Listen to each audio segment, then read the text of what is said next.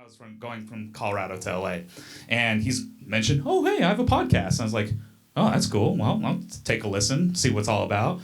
And then I just marathoned like 21 one-hour episodes, and it had a very lasting impact on me. And even though we started kind of a parasocial relationship, I wanted to just kind of thank these guys in introducing them, because I was always hoping to have conversations like these with other male adoptees, male Korean adoptees, and for them to kind of do that and create that space and have these conversations, whether they're contextualized and planned out, or if they're just kind of off the cuff, and they created an opportunity for others to share their stories as well. And I can't thank them enough for being able to enable those conversations and have such an impact on me, and I hope they get to have an impact on you. So without further ado, Janchi Show. You're listening to the Janchi Show, hosted by 3 Korean American adoptees diving headfirst into what it means to be adopted, Korean American, and more. And now, here's your hosts, Nathan, Patrick, and KJ. Yeah!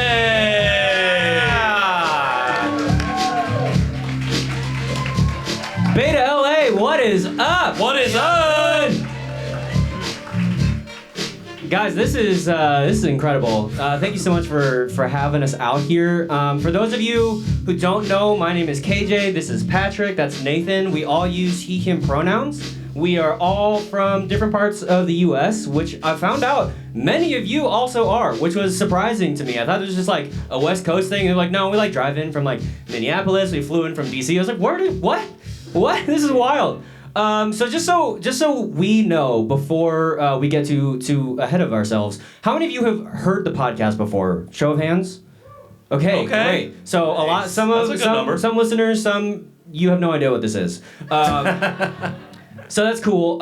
So this is a live podcast recording. So that's why we're doing this. We are. What does Janchi mean? Oh my God! Literally, this is how the show normally goes. So you're really getting the inside baseball I have notes. scoop. I've already broken the script. Yeah. So Janchi means to feast or to celebrate. Apparently, it also has been translated as banquet, which we just found out. We did just learn that. If you see Janchi in the wild, it's usually in correlation to Adol Janchi, which is like the first birthday, or in correlation to Janchi noodles, which neither of us, of the 3 of us, none of us have had that. So we can't tell you if it's any good. But the conceit of the show is we're here to celebrate, and we're here to explore the intersection of what makes us Korean, adopted, American, men, if it's men on the show, or however else. We want to explore these intersectional identities, and then we also not only want to celebrate those things, but also we try a Korean snack or drink item, because as many of us know, food is often the first entry point into a different culture, and specifically for us, Korean culture. So that's what it's about. What's next on the agenda? Oh yeah, okay. So if you haven't listened to all 140 plus hours of the podcast, I don't blame you. Honestly, I don't think I have either, so it's totally fine. But just briefly, I guess it's important for us as a show to make sure that we tell stories from our own perspectives. And we really try to center our voices and our perspectives in the storytelling process, because a part of the mythology of adoption and being adopted is we're just given stories that we just have to run with, right? And we're just like, I don't know, I guess I was born in Korea and adopted from this place, and this is like, maybe my family celebrates Gotcha Day, whatever, right? But part of the conceit of our show is we want to speak from our perspective and do our best to only speak from our perspective. So even though we're up here with microphones, we're really just 3 people with opinions. And we want to amplify and help other adoptees use their voices in ways that resonate with adoptees, with friends of adoptees, with adopters, just broadly people. So my story briefly, adopted from Korea, from Daegu. I was in foster care in Seoul, brought over in 93-ish. Fallen into the trap of My adoption narrative. I grew up in Dallas, was in the church for a long time, not in the church anymore. I'm a web developer, and I do a podcast called The Janchi Show. Great. That's kind of it, though. I'm not a good follow on social media, but I will talk to you. So if you wanna be friends, then yeah, let's do that. Liverpool Football Club. Liverpool Football Club. Yeah, there you go. So, and sometimes the Dallas Cowboys. I don't know. Whatever. No. It's fine. You don't have to. It's fine. Okay, me? Yeah, why you want me? Okay, yeah, my story. I was also adopted from Korea. What? And Get out of town.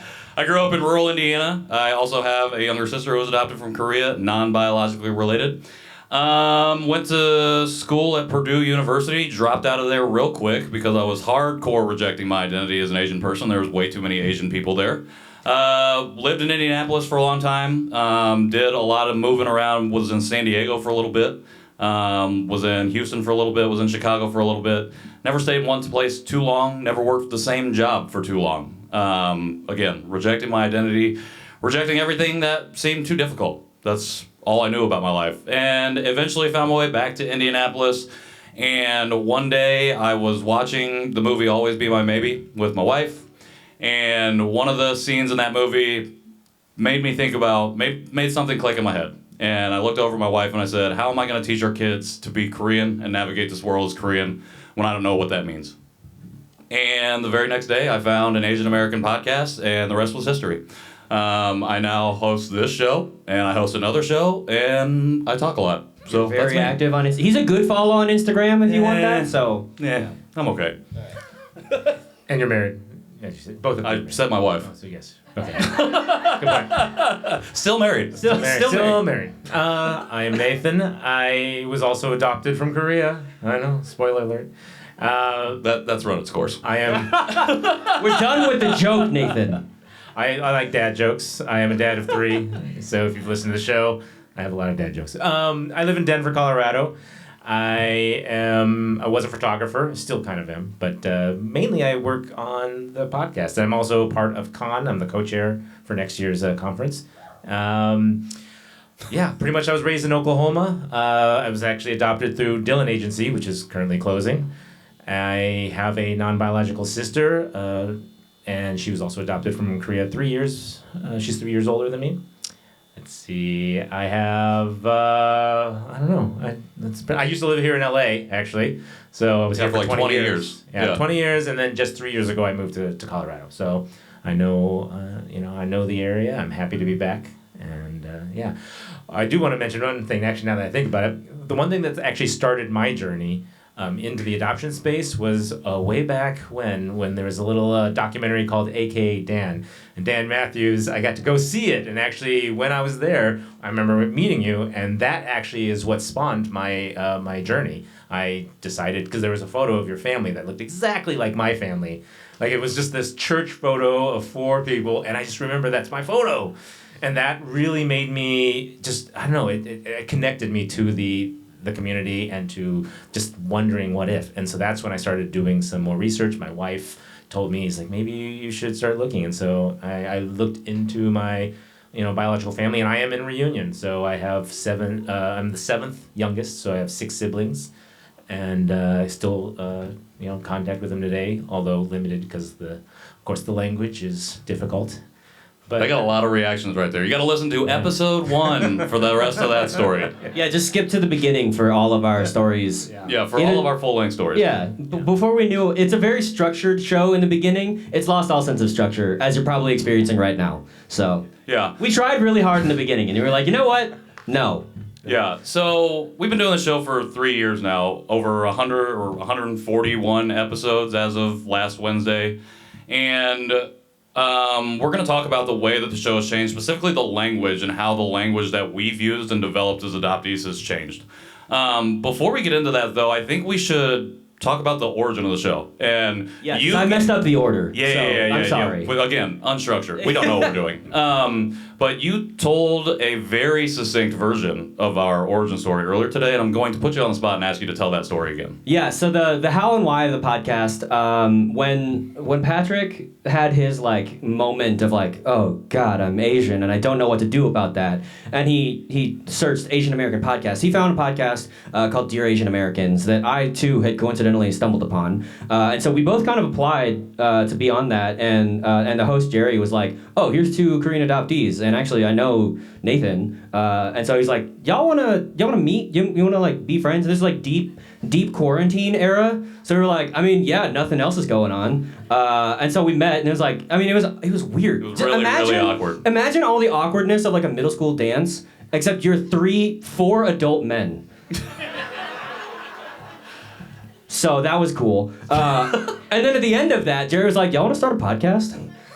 And we were like, I mean, I guess. And so then we started a podcast. And then so we recorded virtually a whole year and then didn't meet until LA the next year. So that was the origin of the show. But one of the things that we, like I said at the top, like we have learned what we want out of the show, right? To center our stories and to center our experiences and give us control of the narrative. Like Jason Chu, who, give it up for Jason Chu. Yeah, Jason Chu one time. Is he still here? Yeah. He ain't here. He told me he had to leave anyway, so all right, that's thanks, fine. Jason. But his talk really sets up what we want to do, because it was all about being Asian American, which we echo that language of it being an opt-in identity. But tonight we want to talk about the language of adoption. But one of the things that we examined as we were talking about what we wanted our podcast to be was that all of the existing media to us, just having no previous encounter with it, we were like, I don't know, it like feels very serious, it feels very heavy, which so many of our stories are serious and they are heavy and they do deserve to be treated with care and respect and those kinds of things. I was like, also, I mean, I have the benefit of like having a decently good adoption experience until 2020 generally, when my whole world flipped upside down and I was shipped off to Bel Air. But anyways, so generally I've had a good experience, and there are things to celebrate and fun to be had, even in the midst of pain, even in the midst of hardship. And so we wanted to provide a space where people, adoptees, could come and share their stories and be honest about the things that were hard, but also find ways to celebrate, find ways to laugh, and make sure that always we were just having fun and having a good time. Because I think that in the midst of just being like, adoption, trauma, I don't know, it's hard, there's so many things to celebrate, and we just felt like that was a space that we could enter into. So that's the how and why of the podcast. And we also changed it a little bit too. Whereas at the beginning we wanted to interview adoptees. We wanted to hear their stories. And so we would start with, what is your adoption story? Later we actually changed it a little more because, we want to hear your story. What do you want to talk about? What does the guest want to talk about? We don't want it, if you don't want to talk about adoption, tell us about your job, tell us about your life, your upbringing, things like that. So we tried to make it more open, and whatever the guest wanted to talk about. We wanted to hear the guests' voices. We wanted to hear their stories, and that's why now we just say, tell us your story. As little or as much as you want. Sometimes it's short, sometimes it's long, but it's great. I mean, it's important. That's why we do this. I mean, I think that's what we learn through storytelling and listening to people share, is that, a lot of times for us as adoptees, we get pigeonholed into only talking about adoption. Mm-hmm. When somebody asks us who we are, where do we come from specifically, for us as Asian people, like, we have the extra baggage of having to then explain that, I was adopted. I don't speak Korean, any of the language of origin that is my own. We have to then unpack all of that because we're expected to explain to them. And then for me, it's like, have you been back to Korea? Well, why not? Well, have you searched for your birth family? Well, why not? Don't you want to search for them? Well, why wouldn't you want to do that? Don't you know about Korean culture? And when I'm not the expert on that, they become the experts and tell me all of the things about Korea I'm supposed to love and know. Which they usually have started with, so were you adopted from North or South Korea? And you're like, come on! 100%. It's like, come on, man. Yeah. Why do we get that question so often? I don't understand. Yeah, well, it's because a lot of systemic things, but we're not going to get into that. I said I don't understand. Now is not the time to tell me. Yeah, but, I mean, that's what we want this show to be today, and hopefully we're able to talk to y'all about that as well, in the ways that, the language that you use, the ways... The language we use. I told you I was going to get my bad talk out earlier. It is still here with me. The ways that your language has evolved in your adoptee journeys as well. And that's what we're going to talk about for us. The ways that it's changed, and one or two of the pieces of language that have evolved in the different ways that we have evolved with the show over the last 3 years. So, Nathan, I'm going to turn to you and start with you first. Oh, wait, you want to do something else? No, I was just saying, do you want to start? We were having some things come in. The first question that we actually just put up, just because we want to hear. We got stuff. We want All right. we want you guys to be involved as well. So, it's one word or phrase to describe your adoptee experience.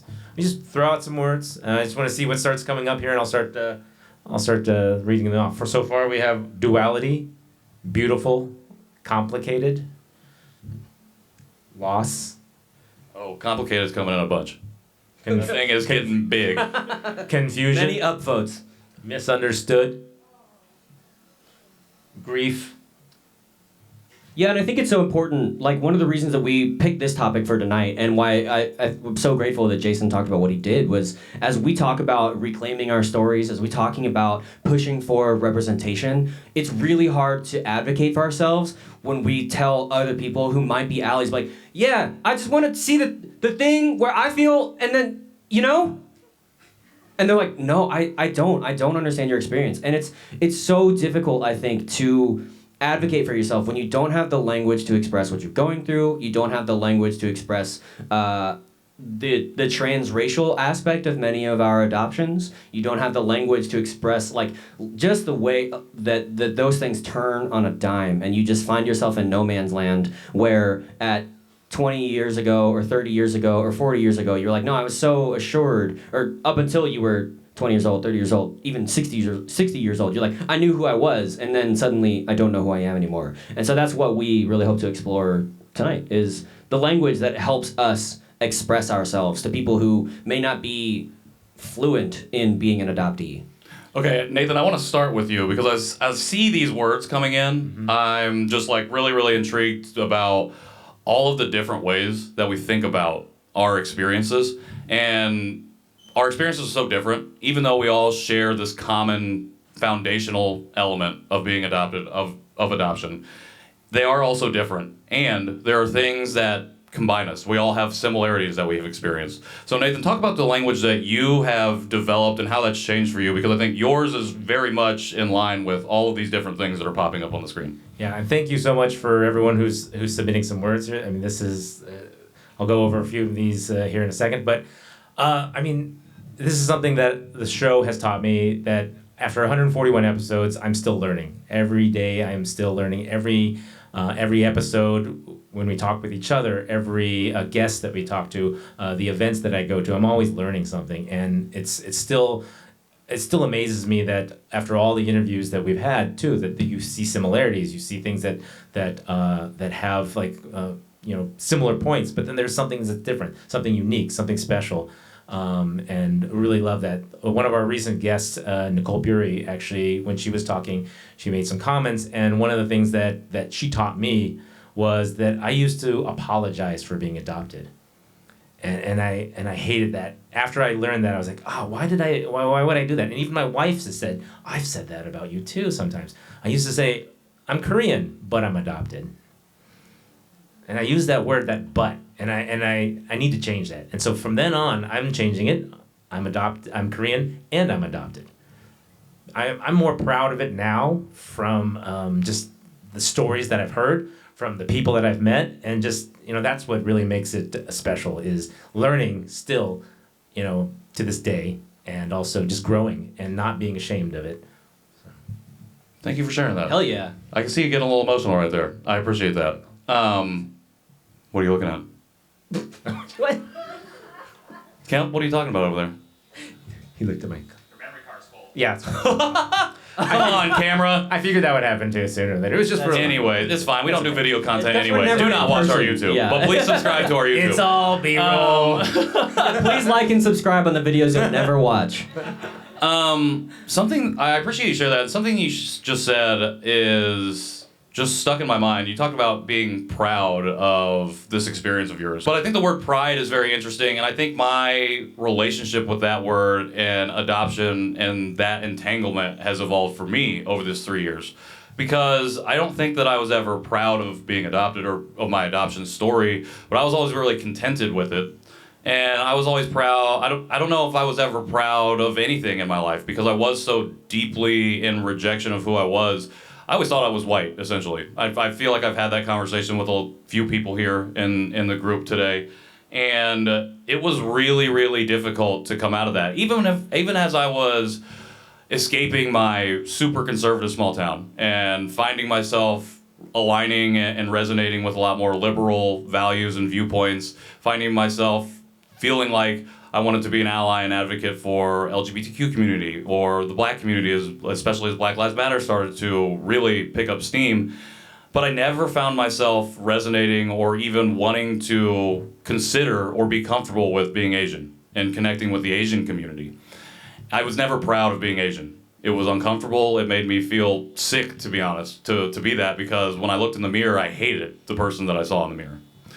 And so as I've went on this journey and as I've come to consciousness about my identity, the relationship that I've had with pride has really, really changed. And while my relationship to what I think about adoption has changed because I personally fucking hate adoption, my relationship to my identity as an adoptee and the pride that I have to have that identity and be a part of that community has grown leaps and bounds.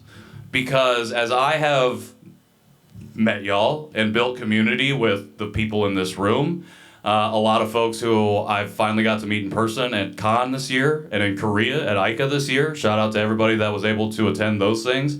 Like those moments this past year made me really proud to be in this community.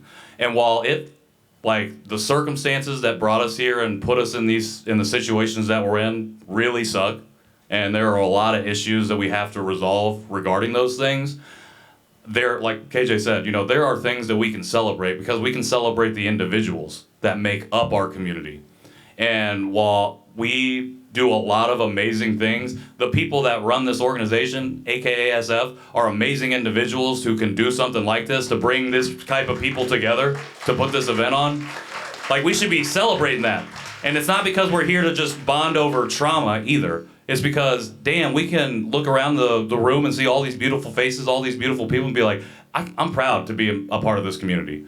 And this goes beyond just our racial or ethnic identities, and it goes to something deeper, because we're bonded by something deeper than that even. We learned a lot from Jason today, and as much as that is necessary for us to be a part of and to learn about, to understand our history and our place within the Asian diaspora widely and Asian America specifically, we are connected by something even deeper than that. And that's our adoptee identities and our experiences as adoptees.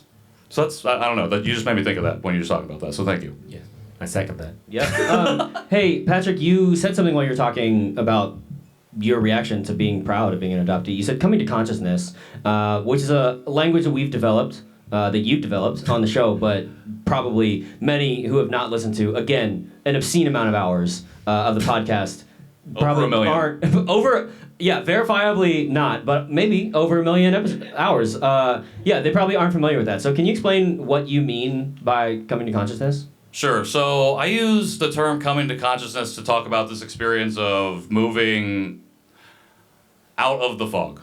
And so when I first came into the community and started to explore my identity and found different groups and different people and heard these conversations, I heard this phrase coming out of the fog a lot. I heard it over and over and over again. I'm like, oh, that makes a lot of sense. And at the end how many people have heard of this specific term? Coming out of the fog. Coming out of the fog. Yeah. Okay. I see pretty much everyone's hands. So I liked the language, and then I learned where the language came from. And so if you don't know, that language comes from the book The Primal Wound, and was coined by a white adoptive mother, the author of that book, Janchi Boys. And that book is really pivotal and foundational for a lot of adoptees. And it resonates with a lot of people because it talks about these really hard conversations.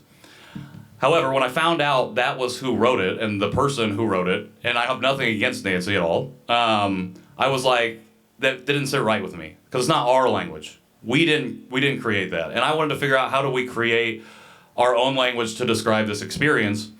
And so I think KJ will probably talk about it, but on one of our episodes, he coined this phrase, the adoption apocalypse. And I'll let him define it, but I really like that. And I was like, oh, that's a great way to describe it, because like when you go through an apocalypse, like your world changes forever. And for me, like the apocalypse, like you can either you can enter into the apocalypse as much as you want, or you can venture into the wasteland as much or as little as you like. You know, tell your story as much or as little as you like. And while I really resonate with that language and I like to use it, I feel like it's just rooted in metaphor, and for me personally, I was still searching for something. And so probably, I don't know if it was almost a year ago, a study came out about the adoption or adoptee consciousness model. Scholars J. Kim, Grace Newton, Susan Bronco. I'm forgetting two people, and I really apologize to them if they're listening to this, but want to credit them, linking it in the show notes. Click in the show notes if you want to check that out, because it's free. But I read this, and I just really resonated with the idea of coming to our own consciousness. And it's not an awakening, but it's like, it's I don't know any other way to describe it, but just becoming conscious of our own identity, our own experience, and again, reclaiming that thing for ourselves. And so that's when I started to use that language. And I loved it because like it was created and coined and rooted in people who have been doing this work that I looked up to when I started this journey for a long time. And I think something that I've really learned as we've done this show, and as I've been on my own journey, is that for us as adoptees, it's really, really important to recognize the folks who have been doing this work for a really long time. 100%. I think it's really easy when we first come to consciousness to be just so in our own space, because it's like our journeys are so individual, and it's like, yes, I'm telling my own story for the first time. I have the pen. I'm the author now. This is amazing. And we develop our own language. We talk about these things, and we're telling our stories. And if we don't find community, if we're not like connecting with the right resources or any resources, it can be easy to miss the people who have been doing this, or learn about the folks and the communities and the organizations that have existed for a really long time. And so like, that's something that's really important to me, is recognizing those folks and those organizations that have existed, because when we do things now, we should understand that we're not building something anew, and we don't need to build laterally. We are building upon the foundations of the adoptees who have come before us and who have existed here since not just the 50s when Korean adoptees were coming over here, but for black children that were forcibly removed during enslavement, for indigenous children that were forcibly removed during genocide, and all of that was happening during colonization. Like, we are not just part of this group that came about in the 50s. We are part of something much, much larger that has existed for a long time, and we have to recognize those people, and that's where we're developing this language. So it's important for me to recognize that and name that we have developed language not out of thin air, but off of the work that has come from folks that have been doing the work for a long time. Yeah, and I think that it's so important too. Earlier this afternoon when we started the session and we were invited to consider the people who aren't here and our ancestors, my gut reaction was, my head reaction was like, I don't have ancestors, I'm adopted. But my heart and my body was so emotional in that moment. And I'm sure you've experienced where your head thinks one thing and your body reacts a totally different way, right? Like that your body can hold on to trauma, your body can express things like, it's just your head and your heart not connecting. And that was a moment for me where I was like, oh, but there are these ancestors. There are these people who I can think about. And especially like Chuseok is coming up, big Korean Harvest Festival at the end of the month. And again, a time to honor your ancestors. And like, while like socially in Korean society, we might not have ancestors, like as adoptees, as Asian Americans, as people, of course we have ancestors. Of course we have people who have gone before us. And I was just so slapped in the face by that moment in such a profound and a wonderful way, and it really set the tone for me. One of the words that, or some of the language that I've experienced from like a previous, like an older wave Korean adoptee that we had on the show, Glenn Morey, was his term self-racialization. And he has this incredible project that we kind of model ourselves after. He has a side-by-side project where he just interviews Korean adoptees, right? I'm sure many of you, I've seen that head nod, so some of you may be aware of it, but go to sidebysideproject.com. Yeah. Maybe .com. We'll put it in the Google show it. notes. It's in the show notes, and you can watch those videos. But talking with him, I think he was maybe the first or the second of like an older generation of Korean adoptees, and we also say like we're not ageist on the show. We are age aware, and I think that's important to be age aware. Like you can't have intersectional conversation without being aware of the things that make up your identities, right? And so. And just that word self-racialization meant a lot to me because unlike Patrick, I grew up with my parents teaching me to celebrate my ethnic Koreanness and totally disregard any sense of Asian Americanness. My parents, who are very well-meaning, raised me the best they could, just didn't have the framework, maybe probably still don't have the framework to understand what it means to be Asian American. What it means, I mean, it's such a new term, but especially for them, they're conservative Christian white folks who live very radically, and like even though like the words they use are very conservative, like their actions are so meaningful, so loving, so like like exactly what you would really want it to be in a perfect society. Except we don't live in a perfect society, right? And so that idea of self-realization was important to me because as I started my journey with this podcast.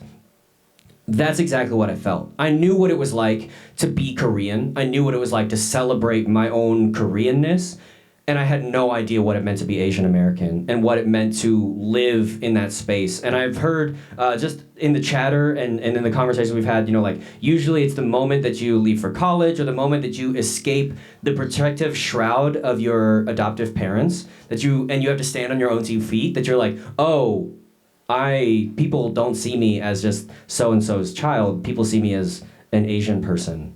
And that has unique consequences. And many of us weren't prepared for those consequences and weren't prepared for how to deal with those things because our parents may or may not have been equipped to give us that. So self-racialization was a term that for me is like that moment that I was aware of being Asian American, although my opting into that identity came after I really understood what it meant, after I had listened to The Making of Asian America by Erica Lee, like after I had spent some time really in it. I mean, honestly, after April 2021, after Atlanta. Oh, yeah. March, yeah. That was when I opted into being Asian American. But self-racialization was a big term for me. But the other thing that you alluded to, that moment of apocalypse, I love the language of adoption apocalypse because, so like, this is going to get like a little Christian and a little theological for a hot sec, but just hang on for a second. So the book of Revelations, right, is literally called that because like Greek, apparently ancient Greek apocalypse, it literally means revelation, right? It means like a moment you're given a vision and like your whole world changes, right? It's not like the end of the world, although these days it kind of means the end of the world. And I kind of love that. I love the baggage of apocalypse for what I went through because to me, a world did end. Like, I experienced something in 2020 and everything I thought I knew about myself died. And I had a vision about what my life was going to be going forward. And it was a lot of fear and it was a lot of being scared. It was realizing that even though I had been married for 5 years at the time, we had just begun an interracial marriage for the first time. And so I love the term apocalypse because in a moment I was given a new identity and I had to wrestle with how that was going to play out and who I wanted to be, and something died. But it wasn't anything tangible. It was just I was given a wake-up call basically, and then after that I just had to figure out there's pre-apocalypse and there's post-apocalypse, and the apocalypse happened, right? And so So that's how I define myself these days as an adoptee. I was like, there's pre-apocalypse KJ and there's post-apocalypse KJ. And what you guys have the benefit of seeing is hopefully a better 3.0 version of post-apocalyptic KJ, which is hopefully more cool or more hopeful than it sounds. I don't know. It sounds like you're pretty dark cool. And gritty. Darking the Batman version of KJ. No, I don't want to be that though. I'm just here to make jokes. So yeah. I didn't hear a single joke in there. Yeah, you're right. I quit. Speaking of jokes, no, he was saying age aware. We always joke about it because I grew up. I mean, we're sincere. I mean, We're sincere about that. We're joking about the ageism. aware. The ageism is a joke. oh, okay. I mean, it hits like a joke. I grew up in the age of Encyclopedia Britannica, so. Right? See? These are my people. I'm here for it. Again, we're age aware. That's fine. It's totally Yeah, we're fine. not ageist on the show, Nathan. Yeah, Quit come on, trying dude. to kick me off. This is in person. It's okay. I don't know. I feel like we just had really good conversation. I kind of don't. I want to go to the audience more. I want to hear. Yeah. I want to kind of start. I feel like you gave us a lot of good words, and I want to unpack some of that. But I also want to hear some questions that you might have, or comments about your experience and how you've navigated language and how that's changed. Because I think we're all in lots of different places right now, and I don't know. Like Jason said before, I want it to be an open dialogue and not so much us sitting up here talking at you, even though that's literally what a podcast is. We're going to change the format up because it's a live show. And so if you want to submit a question, please go ahead and do so now, and we can get into it that way. Or if you have a question out Or loud. if you have a question out loud, we will run a mic to you. Oh, we have a question right here. Oh, nice. Eric is on it. Eric is wait, on it. Is now snack time? We can also do snacks that? now. Wait, let's take this question and then we'll figure our Yeah, our we're going life to do out. this question. Welcome to the hot mess that is the Janchi Show. Yay! Where's the question? Right in front of you. Okay. Wow, rude. I was just curious, for those of you who grew up with another Korean adoptee sibling, how often did this come up in conversation for you? I mean, were you able to support each other, or what was that like? Yeah, I've asked that question to a couple of our guests as well, and it's funny. We always have a very similar answer, and it's not that much. We really have not talked about adoption. I mean, we didn't have, this whole thing is about language, and we didn't have the language at that time. We were so young. We were just trying to be kids. We were, developing, trying to fit in, and we never had that conversation. I mean, we maybe discussed like bullying or racial, events or microaggressions and things that we ran across, but we didn't know what those were. We just thought, oh, they're picking on us because we're different. And so that for us, for my sister, we never really talked about it. I did have my sister on the show.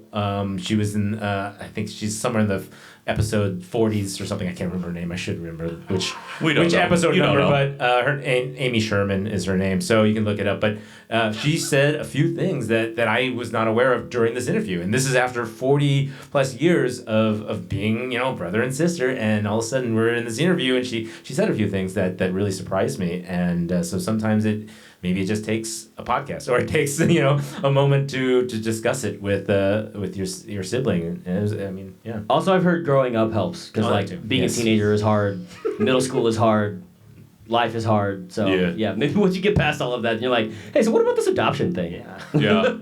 Yeah, my sister and I never talked about it. We didn't even talk about race stuff or bullying, which I know we both experienced. So my sister is a year and a half younger than me, but even though we were only that far apart in age, we were 4 years apart in school. So we never overlapped except for 1 year. And so we really didn't even develop like a relationship. When we were really young, I was like, I guess really attached to her. Like I would hold her all the time. I would always want to be around her. And then as I really started to lean into the rejection of my identity, that changed. I didn't know that was changing, but that's what happened. And even after I left for college and she went and did her own thing, I was like, we never had those conversations until I also had my sister come on the show, and like I had been going through this experience, and my sister also said a few things that I was like, oh, okay, like that actually makes a lot of sense. And okay, so an example of just how deeply in rejection I was and how we weren't having these conversations. So when I was living in San Diego, my sister had just graduated from college, was visiting a friend in LA. And I was like, okay, let me come up and visit you for a day. And we did. We went and did a bunch of stuff. We were on Sunset. We went to Griffith Park, went to the observatory, did a lot of fun things, touristy things. And we left. And then I left and she went and did her own stuff. And then 5 years later, I'm on this journey. She comes on the show, and in the second episode that we ever did, I tried kimchi for the first time. And it was great. I'm like, oh, I love kimchi. This is cool. I really, really like this. my sister comes on the show and informs me that during this trip to LA, I had actually tried kimchi because we went to a Korean restaurant and I had eaten it. I had eaten a Korean meal. I literally cannot remember that memory. I have no memory of it. That's how deeply, it's kind of making me emotional to talk about it because that's how deeply I was rejecting that part of myself. I can't access that memory. And so it kind of sucks. Because I'm like, I really wish I could remember that. And I was like, did I like it? Did I hate it? I can't even think about like what it was like. But like, I couldn't even talk about it as adults until I started to go down this path and explore that identity, started to develop the language, started to meet other adoptees who had already done this work and was able to help me find that part of myself and access that. But even to this day, having done this work, I can't access that memory. So we're still figuring it out. We're still developing that relationship, still trying to have those conversations, and it's working. It takes time, but it was hard, and we didn't talk about it. So thank you for that question. I appreciate it. Yeah. We want to take more questions, but let's do snacks. Yeah.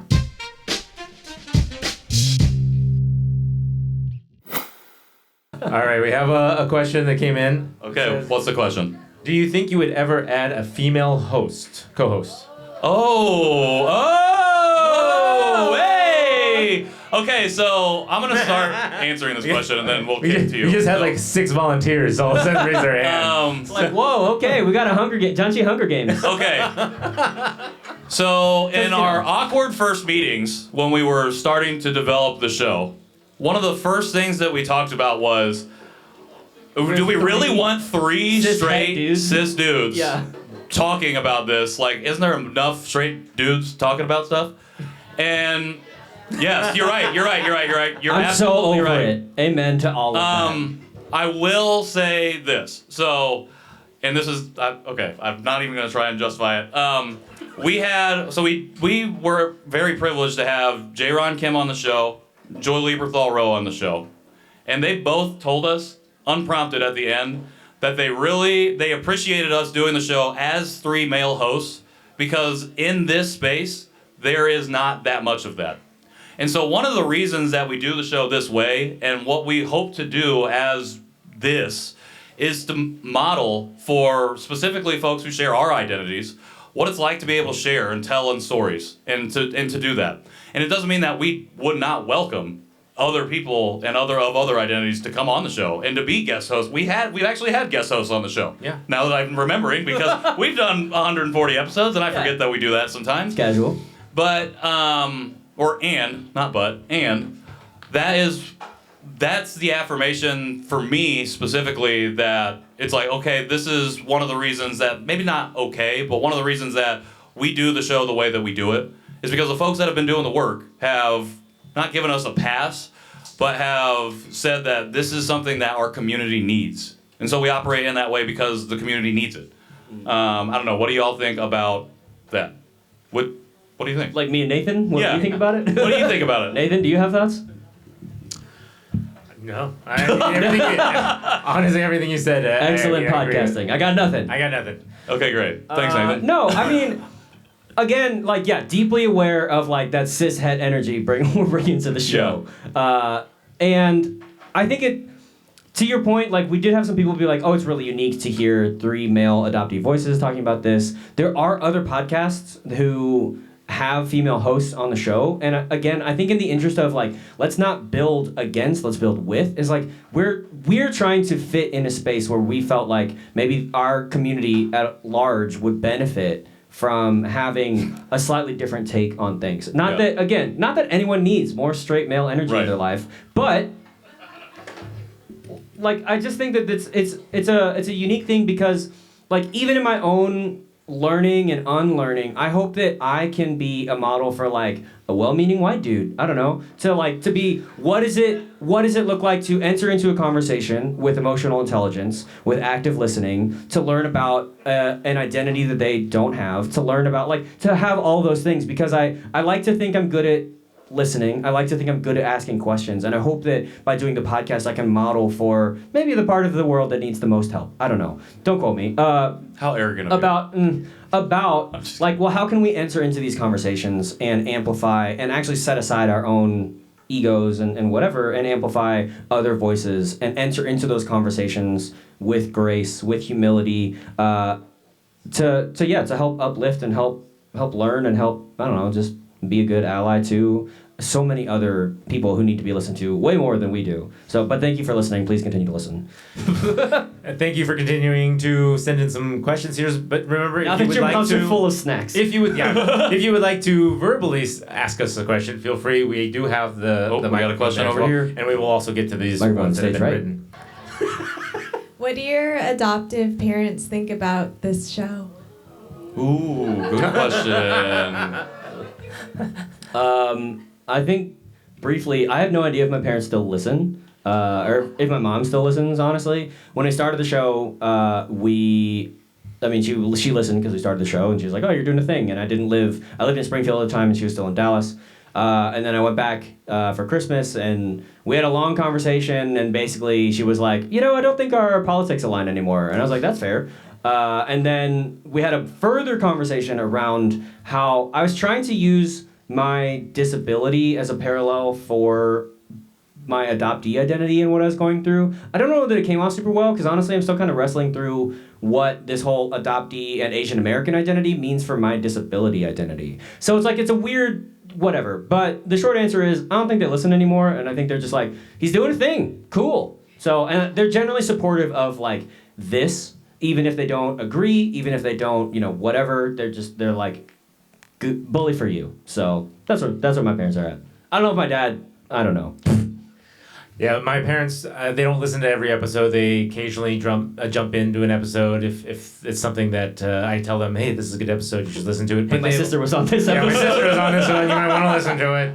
So she's going to feel left out. No, they're very supportive of the show. And literally, sometimes when I'm together with them and we're with like another old family friend or something like that, they always mention it to the family friend. They always say, hey, this is what Nathan's been doing. And he's really, the impact that he's having. And I think just the stuff that they say to their friends in front of me, it shows that they're supporting me and they're supporting what I'm saying and what I'm doing and everything that they send me articles still that they see online, like just, and sometimes it's really random. Last week they told me, oh, there's this article about how great Korean food is in New York and how it's becoming one of the top high quality food, right?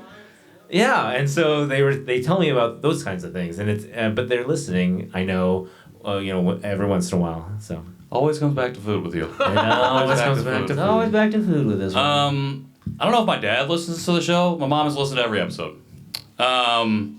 So my parents, like I think a lot of people's and ours as well, we were for a long time not very aligned. I have a super positive adoption experience, but like in 2016, my parents voted for Trump. Like we were super hardcore on opposite ends of the political spectrum. They had a picture of Trump hanging in their living room window. Anybody who's conservative, I'm just saying, I was at the time, I'm like, I can't come home. Like I thought that was going to be the split, and this is pre-consciousness for me.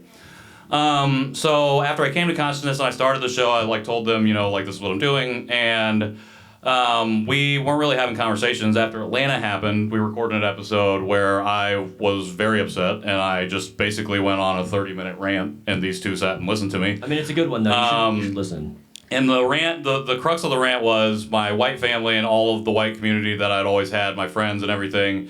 No one had reached out to me once during all of this violence against folks that look like me, and I was pissed off about it.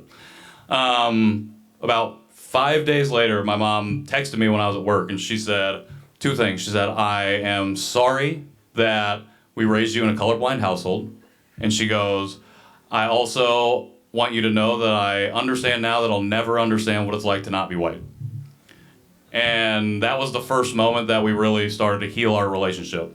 I left work bawling. I'm super emotional, but I was crying at my desk. I'm like, I gotta leave work. I cannot be here anymore. But it was a good moment of healing for us. That was really early on in the life of the show. So about 3 months ago, we were walking to lunch, and we were talking about something just random. And she stops me and she goes, hey, I was listening to the show the other day, and you sound like you were starting to say something about us or me or something, and you stopped. And I was like, I'm not really sure what it was, and I was like, I don't think so. And she goes, well, I don't want you to do that. She goes, you know, the things that you might say or have to say might be really hard for me to hear, but I need to hear them.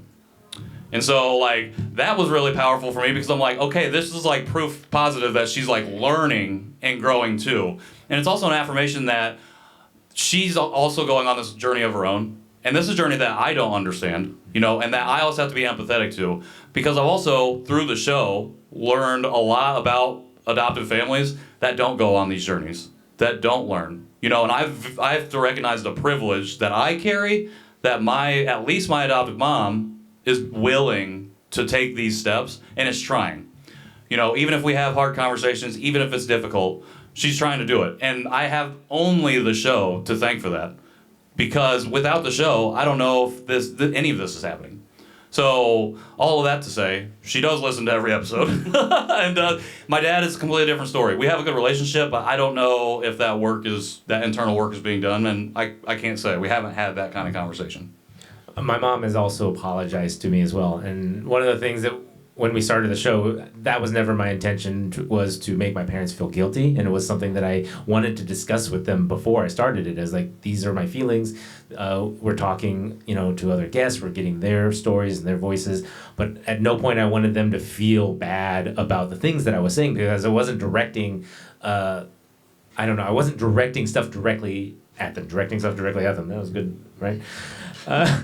I wasn't trying to make them feel bad. And so she apologized, though, because of the things that she's been learning. And just by listening to the show, she's learned certain things and things that she feels a little bit guilty about or regret about not doing, and not looking for more resources for me, or opening up, the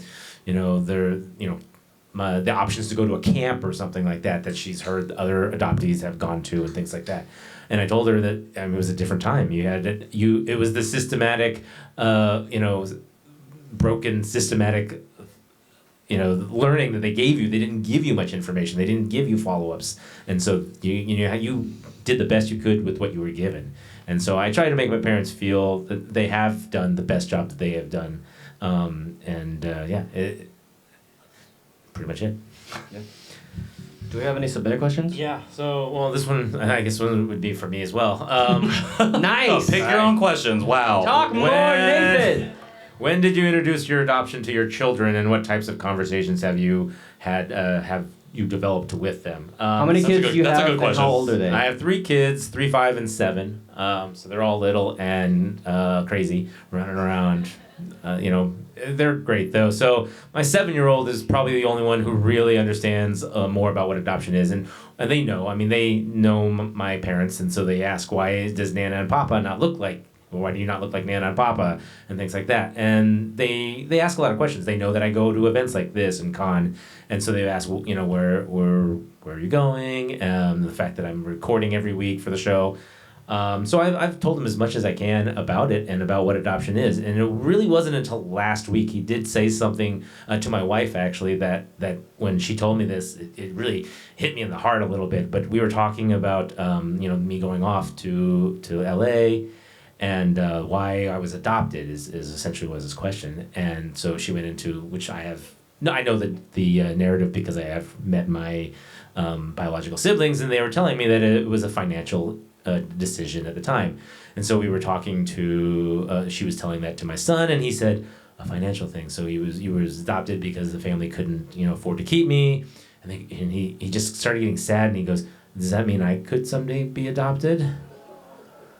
And that, like, there I was like, oh man, like, no, we're good. We called dibs. Yeah, I know. Dad sold candy in middle school to make sure this wouldn't happen. But the fact that he made that connection, that he actually could think that is, and so we're still learning. We're still learning how to discuss it with him and how to make him feel that no, this is not going to happen to you. So we have some books too. There's some kids books that we've been reading to him and to my other kids. So yeah. Okay. So all right. Next question. All right. we're good. Like, Keep going. We got more Vibe questions. check. Everybody still vibing with us? We feeling good? Everybody good? All right, nods in the Yeah. back. Thank you, people in the back. Okay. Some more snacks. Do we have any more There's some questions? processing happening Yes, too. right here. Oh, yeah. Do Questions? you have a in-person Oh, we have question, to or should we go to one of Great. these? Okay, we'll go to this one. Do you also get angry when you type adoptee into any device and it's not recognized as a real word? Ooh. Oh, that's a great question. Wow. I think My cop-out answer is no. I didn't know that it wasn't a real word, but I use a third-party keyboard, so I just learned. So I don't have to deal with it. It's an autofill for me. So just, use a third-party keyword. that's You a can great question. give your own I feel like vocabulary. I've typed it in so much in the last 3 years that mine also just maybe a Yeah. setting at one point I just this is the word I'm gonna continue to But type. damn, though. Like don't correct me on it. That's super annoying. Yeah.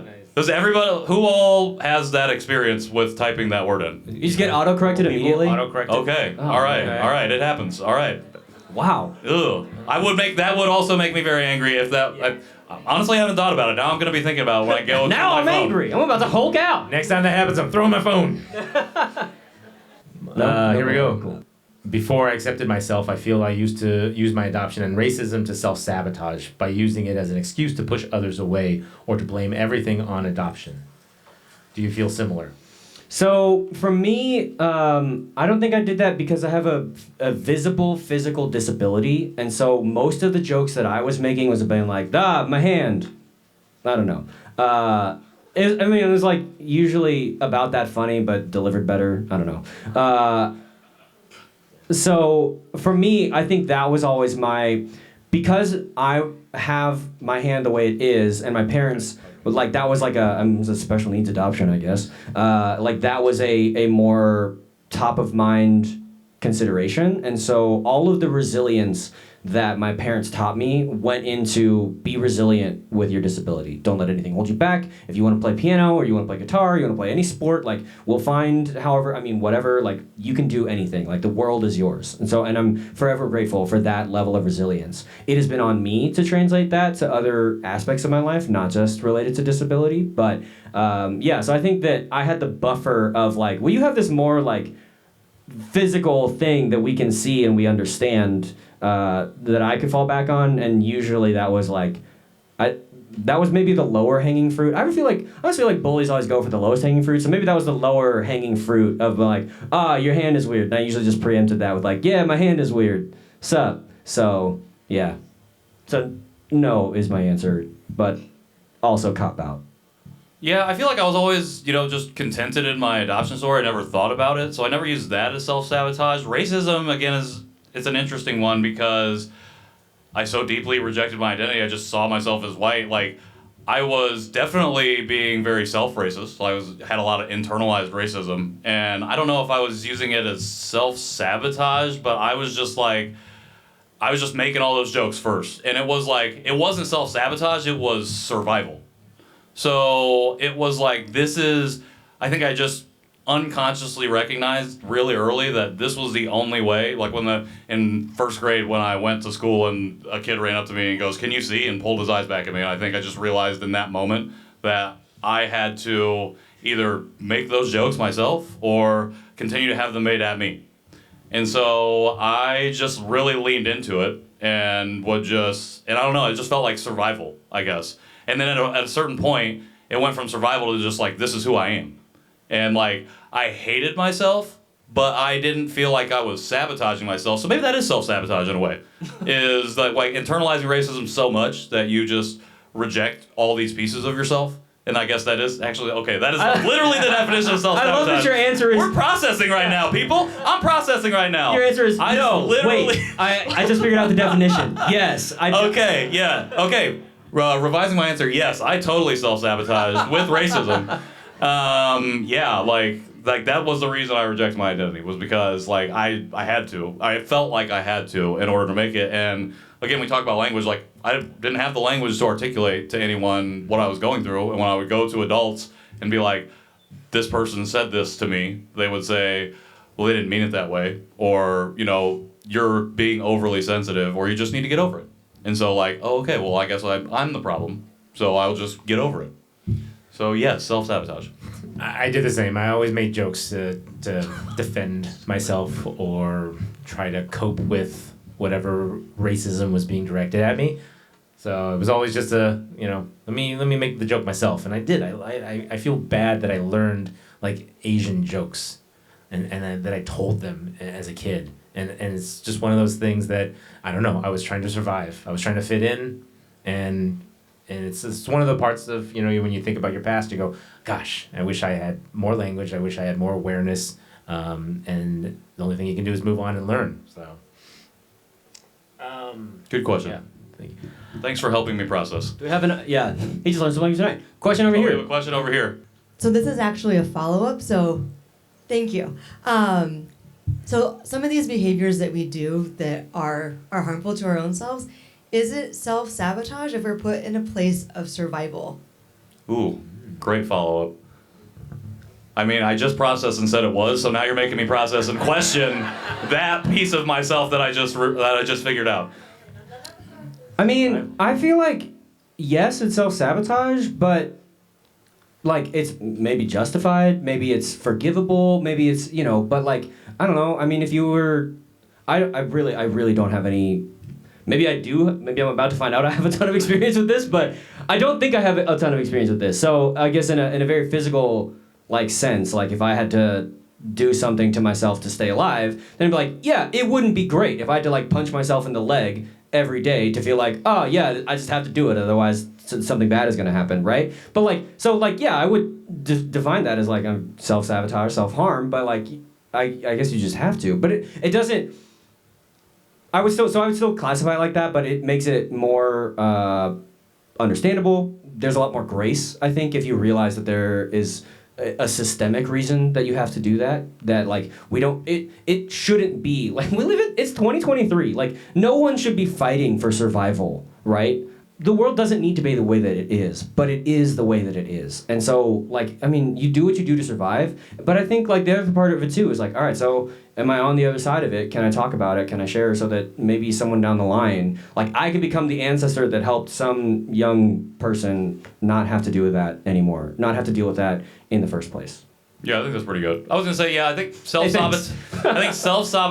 It's self-sabotage as survival because of the systemic issues that made us adoptees and put us in these situations in the first place. Which is the problem with adoption, because we are always asking the question of what is adoption? Like, what is adoption? We're never asking why is adoption, and we don't ask the underlying question of why is somebody put in a position that they have to give away their child in the first place. And then when we ask that, we have to address the systemic issues that exist that cause people to have to make that impossible choice.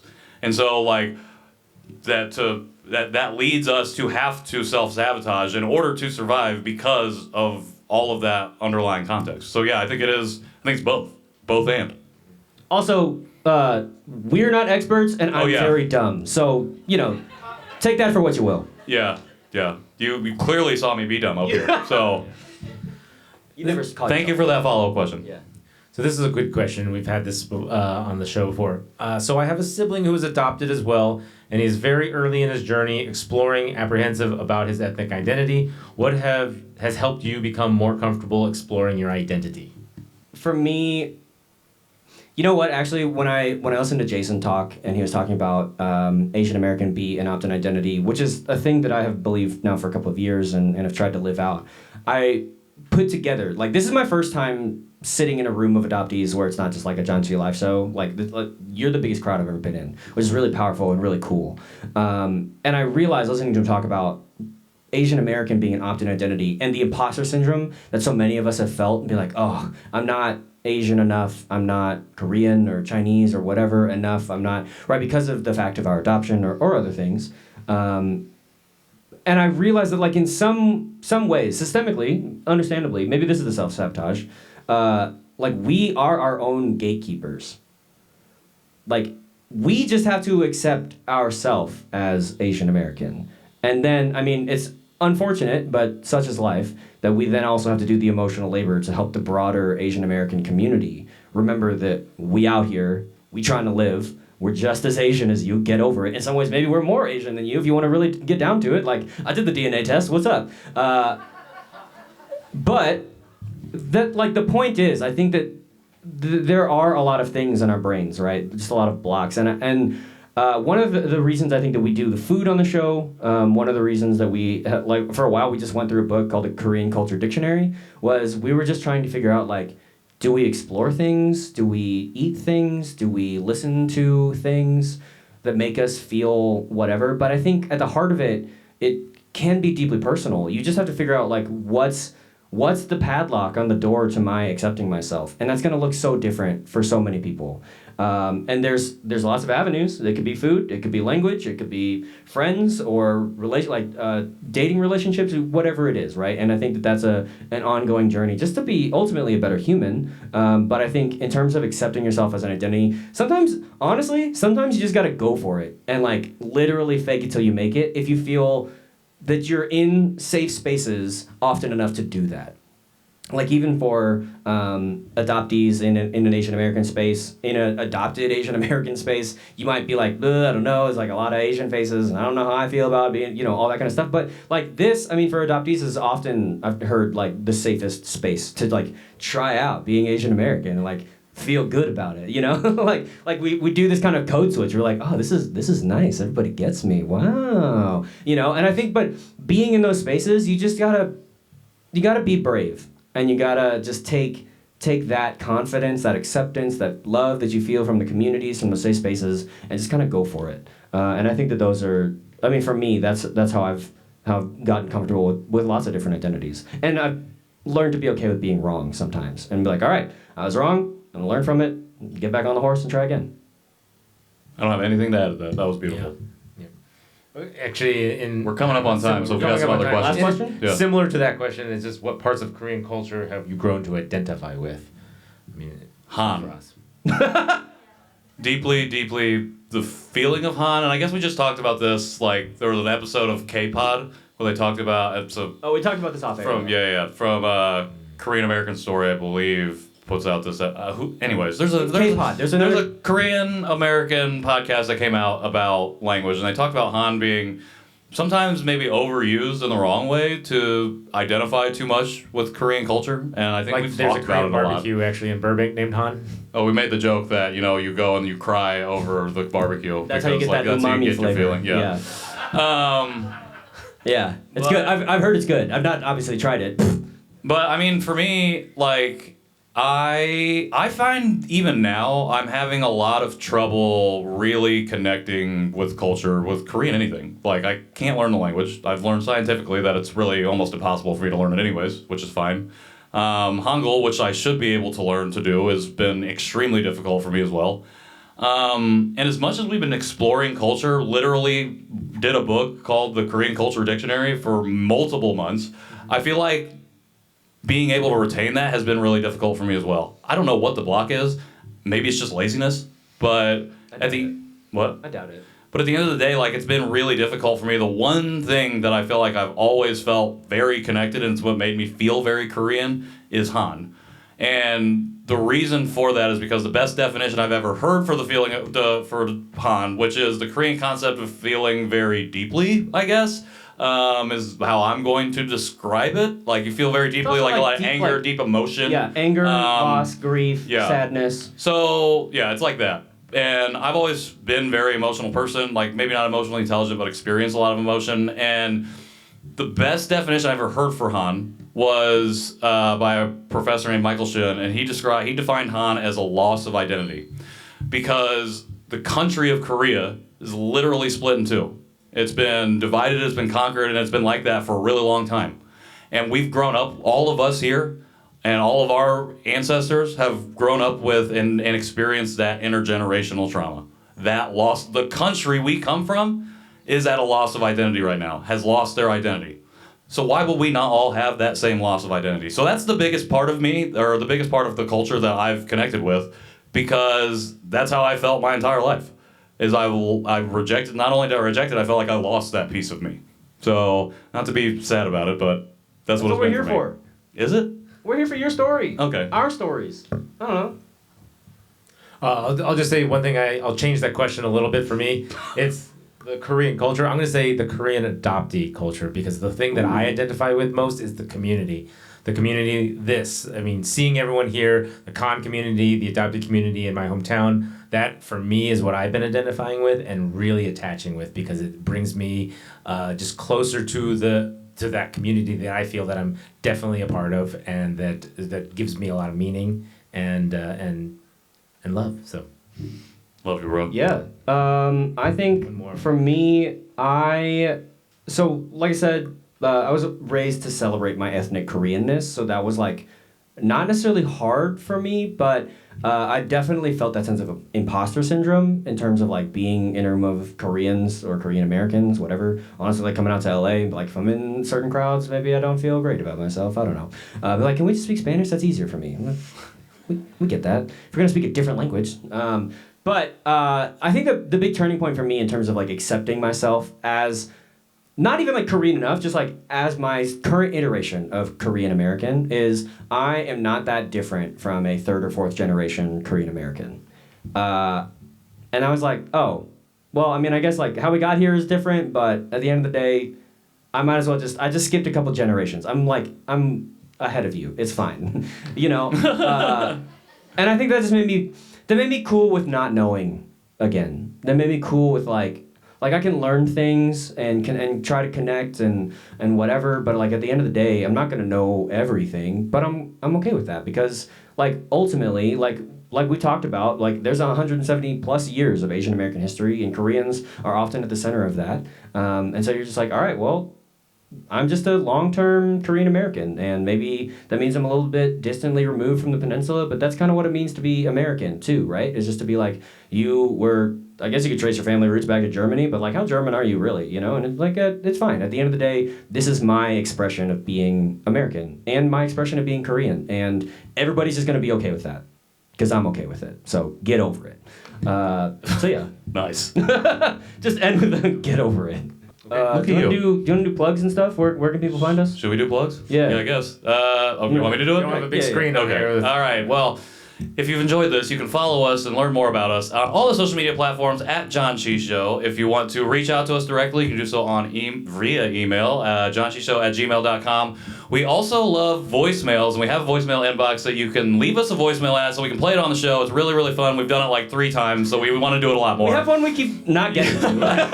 That phone number is 972-677-8867. Hey! If you really liked the show and you've been listening to the show, we really appreciate it if you could leave us a rating or review on whatever podcast player you listen to this on. If you want to support the show as well, you can go to our website, janchishow.com. We have a store. We have merch, just like AKSF. We have stuff. Somebody that asked you should about all sticker. go home with. We have stickers. Everybody. We have stickers. Everybody gets a sticker! If you do not get a sticker, leave me your information. I will mail you a sticker. We have stickers. We will mail you Nathan is the like, stickers. please get these out of my garage. I bought every sticker I own, so I'm hoping it's enough. Please take our stickers. We've been trying to get rid of these things forever. I think that's it. If you want to follow me directly, you can do so at Patrick in the World, wherever I want to be found on the internet. I am at KJ Roelke, online wherever I want to be found. I am Ed Nowak on Instagram and Nathan Nowak on Facebook. Probably one of the last ones on Facebook, so you can come find me there. Okay. All right. Well, we really appreciate it. Really quick. Everyone to say. Okay, yeah. Before we finish it out, I do just want to quickly shout out Emily and everybody here on the team at AKSF for bringing us out. Really appreciate you all for setting up this event, for doing this for multiple years now, and it's a big honor for us to be able to do our live show here again. So in LA, to be a part of this event, to be a part of this community. Shout out Eric Kemp for being the person that suggested us. Yeah. Great MC for us. Great intro. So at the end of every show, we say Janchi Heyo. So we would like you all to join us in that. So until next time, for anybody listening to this after the fact, Janchi Heyo! Thank you so much.